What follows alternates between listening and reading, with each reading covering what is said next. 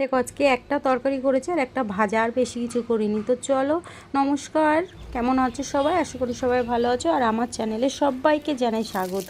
তো দেখো ওইদিকে তো সবজি কেটে ধুয়ে রেখেছি, এদিকে কড়াইতে তেল দিয়ে দিলাম একটু জিরে ফোড়ন, পাঁচফোড়ন নেই বলে পাঁচফোড়ন দিলে ভালো হতো।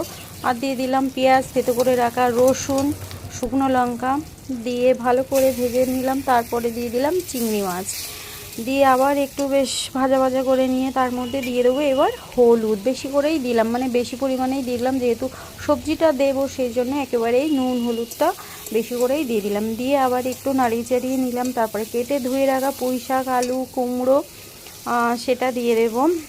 কারণ এটা এই সবজিগুলো সিদ্ধ করা লাগে না, যেহেতু নরম জাতীয় জিনিস, সেই জন্য সিদ্ধ লাগে না। ঢেকে ঢেকে বেশিক্ষণ কষে কষে রান্না করলেই বেশ খেতেও দারুণ স্বাদ আর ভালোও লাগে।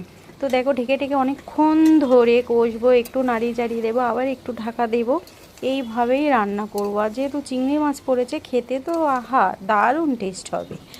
তো আজকে দুপুরে জমে যাবে একবার পুঁই শাক, আলু, কুমড়ো, চিংড়ি মাছ দিয়ে। আর একটা ভাজাও করব আমি। তো চলো, সব অল্প পরিমাণে জল দিলাম। কুমড়ো আলু তো গলেই যাবে, সিদ্ধ হয়ে যাবে। পুঁই শাকটা যদি একটু হালকা শক্ত থাকে সেই জন্য। তো ঢাকা দিয়ে চলে এলাম একটু মশলা করতে। দেবো শুধু জিরে আর হচ্ছে সর্ষে বাটা, আর কিছু নয়।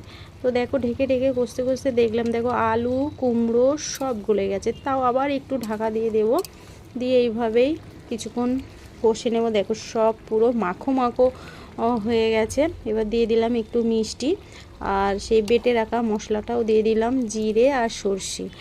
তো এবার হয়ে গেছে, নামিয়ে নেব। কত সুন্দর মাখো মাখো লাগছে না, খেতেও এরকম সুন্দর লাগবে। দেখো রেডি হয়ে গেছে। তো চলো এবার আমি ভাতটা বেড়ে নিয়ে খেয়ে দেখি কেমন টেস্ট হয়েছে। এই যে গাজর, বিট, আলু দিয়ে ভেজেছিলাম, অল্প নিয়ে নিলাম। আর এদিকে সেই পুঁই শাকের ঘ্যাট, বলো যা খুশি বলতে পারো তোমরা। তো আগে আমি পুঁই শাকের এই ঘ্যাট দিয়ে খেয়ে দেখবো কেমন টেস্ট হয়েছে। তো খেয়ে দেখি কেমন হয়েছে। চলো এবার খেয়ে দেখি। প্রথমে আমি এটা পুঁই শাকটা দিয়ে খাবো, খেয়ে তারপরে বলবো কেমন হয়েছে। তো জানি আশা করি ভালোই লাগবে। যারা এইভাবে রান্না করো তারা তো জানোই, আর যারা জানো না তারা এইভাবেই রান্না করবে, বেশ ভালো লাগে। অনেকক্ষণ ধরে ধরে কষিয়ে কষিয়ে এইভাবে রান্না করবে, বেশ মাখো মাখো ঘাটা ঘাটা টাইপের হবে, বেশ কি দারুণ যে লাগে, তো কি বলবো। চলো খেয়ে দেখি। হ্যাঁ দারুণ টেস্ট, একদম সেই স্বাদ, সেই স্বাদ মানে সেই স্বাদ। তো চলো খেয়ে নিই। আর সবাইকে বলি শুভ দুপুর। আর ভালো লাগলে সবাই একটু লাইক কমেন্ট করো, সাবস্ক্রাইব করে পাশে থেকো। টাটা সবাইকে। সব